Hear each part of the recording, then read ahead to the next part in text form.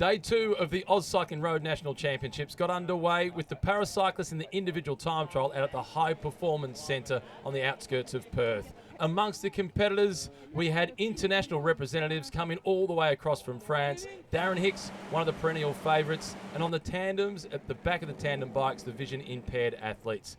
Alana Forster, hailing from Ballarat, making the trip all the way across from where it used to be hosted to where it is now. The first rider down the ramp was Charles Bryce, originally from South Australia, now living in Melbourne, one of the breakfast hosts on ABC television.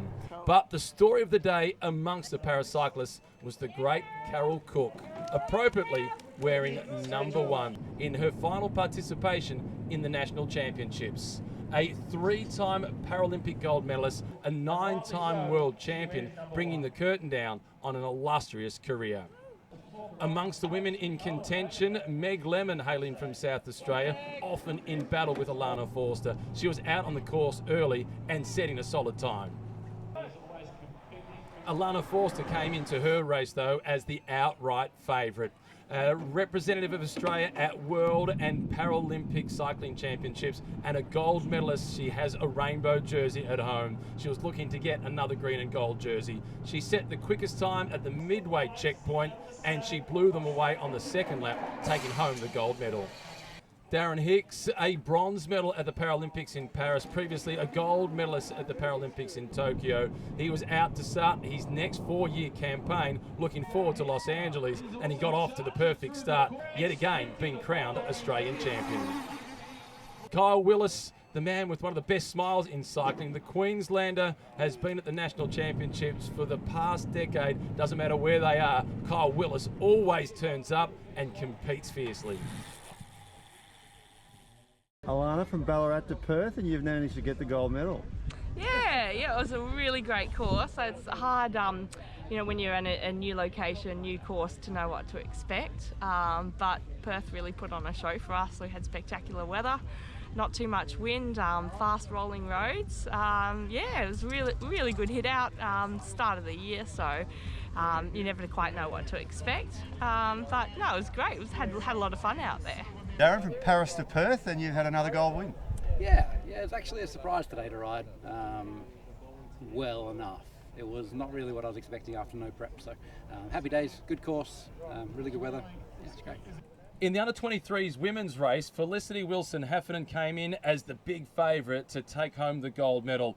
The only rider in the race was part of one of the World Tour teams riding for the Lead Out Trek squad, and her German sports director, Ina Teutenberg, was in the car following and giving instructions. But amongst the early starters from the Praties squad, it was Sophia Salmons who set the time for the rest to beat. She then had a long wait. Eventually, it was the rider from Port Adelaide who came across the line, Ellie Anderson, stopping the clock with a time of 40 minutes and 54 seconds. She then held her breath, awaiting the arrival of Wilson-Heffernan. As the big pre-race favourite, the Tasmanian, came towards the line, it was set to be a close one, and it was. The gap in the end, just 1.8 seconds. It was Wilson-Heffernan with the silver medal, the surprise winner, Ellie Anderson, taking home the gold.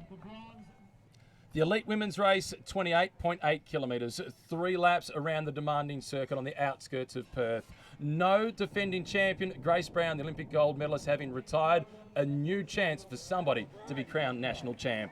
It was Brodie Chapman who came in as the athlete to beat, but the times were being set early by Amber Pates. Amber Pate, she came home with what was the best time, the third last rider to start. It was then Anya Lowe who went across the line, slightly off the time of Pates. So Pate waited, but Chapman brought it home. Brodie Chapman stopping the clock with a time of 39 minutes and 53 seconds, taking the gold medal, 32 seconds ahead of Amber Pate, and it was Anya Lowe from AG Insurance Sudal who got the bronze medal, just 1 minute and 1 second behind the winner. Chapman now gets an Australian time trial title to sit alongside the road race title she won a couple of years ago. Brodie, sharing that podium with 3 World Tour riders, I mean, doesn't get much better. Oh, it's awesome. It really shows where the level's at and shows that, the energy and the commitment that teams and riders are putting in to excel in the time trial. It's a really awesome discipline in that sense. Like, you're against others, but you're against yourself.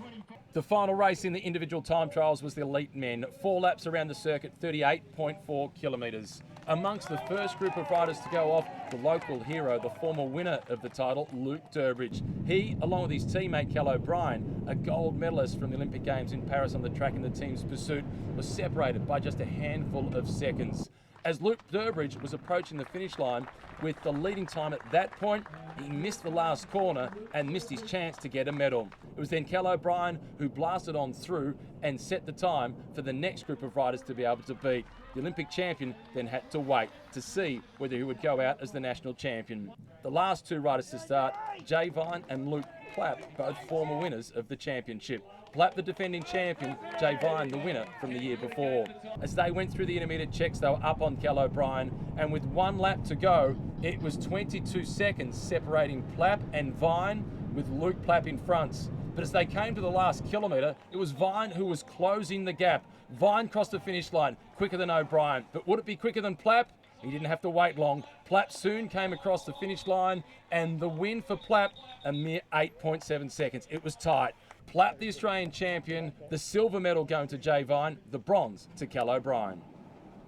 Luke, it's never over until it's over, and that was the case today. You held on to a good lead early on, but at that last lap, talk us through it.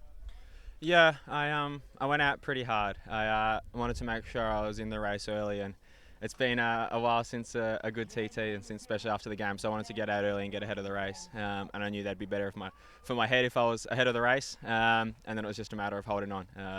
So I was super stoked to get it done in the end.